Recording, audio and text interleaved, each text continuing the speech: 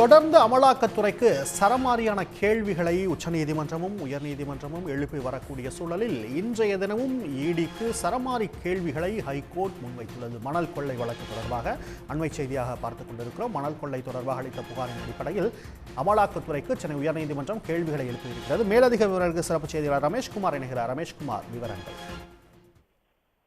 மணல் கொள்ளைக்கு எதிராக நடவடிக்கை எடுத்த தூத்துக்குடி மாவட்டம் கோவில்பந்து கிராம நிர்வாக அலுவலர் லூர்து பிரான்சிஸ் மணல் கொள்ளையர்களால் கடந்த 2023ஆம் ஆண்டு படுகொலை செய்யப்பட்டார்.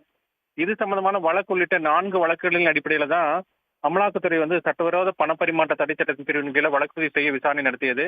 தங்கள் விசாரணையில் சேகரிக்கப்பட்ட ஆதாரங்களின் அடிப்படையில் வழக்கு பதிவு செய்து விசாரணை செய்ய கோரிதான் தமிழக டிஜிபி கடந்த 2024ஆம் ஆண்டு ஜூலை மாதங்கள் அமலாக்கத்துறை கடிதம் எழுதியிருந்தது.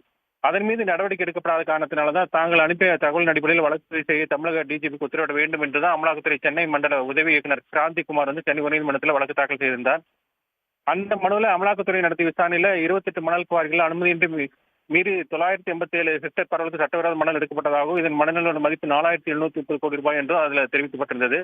அந்த சட்டவிரோத மணல் குவாரி செய்ததன் மூலம் கிடைத்த தொகையை சட்டவிரோத பரிமாற்றம் செய்த கண்டுபிடிக்கப்பட்டதால 15 நிறுவனங்களில் 130 கோடி ரூபாய் வங்கி கணக்கு தற்காலிக முடக்கப்பட்டுள்ளதாக மனுவில் தெரிவிக்கப்பட்டிருந்தது. எனவே மாநில போலீசார் வழக்கு பதிவு செய்யப்படாத நிலையில் அமலாக்கத்துறை பதிவு செய்த வழக்கின் அடிப்படையில் எந்த நடவடிக்கை எடுக்கக்கூடாது என்று அப்போது உயர்நீதிமன்றம் உத்தரவிட்டிருந்தது. அதனால 2024ஆம் ஆண்டு அனுப்பிய தகவலின் அடிப்படையில் வழக்கு செய்ய விசாரிக்க தமிழக டிஜிபிக்கு உத்தரவிட வேண்டும் என்றும் அமலாக்கத்துறை விசாரணைக்கு ஒத்துழைப்பு வழங்க தமிழக டிஜிபிக்கு உத்தரவிட வேண்டும் என்றும் தான் அந்த மனுவில் கேட்டுக் கொள்ளப்பட்டிருந்தது.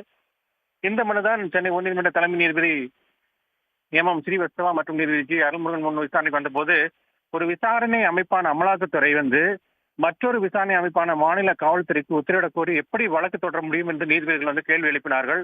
அப்போது அமலாக்கத்துறை தரப்பில் ஆஜரான வழக்கறிஞர் ரமேஷ் மிகவும் ரகசியமான இந்த தகவல்களை மாநில காவல்துறைக்கு அனுப்பி வைக்கப்பட்டு வழக்கு பதிவு செய்யப்பட்டு கேட்கப்பட்டது. இது போன்ற கோரிக்கையுடன் வழக்கு தொடர்வதற்கு அமலாக்கத்துறைக்கு சட்டவிரோத பண பரிமாற்ற தடை சட்டத்தின் கீழ் அனுமதி வழங்கப்பட்டுள்ளதாக அவர் வாதிட்டார்.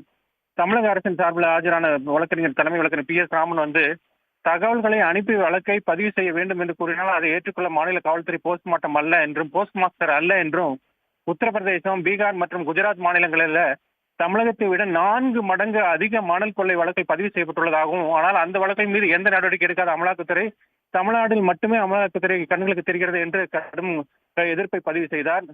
பொதுநலன் கருதியே அமலாக்கத்துறை இந்த மனுவை தாக்கல் செய்ததாக அமலாக்கத்துறை தரப்பில் பதில் தெரிவிக்கப்பட்டது. இதற்கு பதிலளித்த தமிழக அரசினுடைய தலைமை வழக்கறிஞர் அதே பொதுநலனை சுட்டிக்காட்டி குஜராத் நீதிமன்றத்தில் தமிழக அரசு வழக்கு தொடர முடியுமா என்ற கேள்வி முன்வைத்தார்.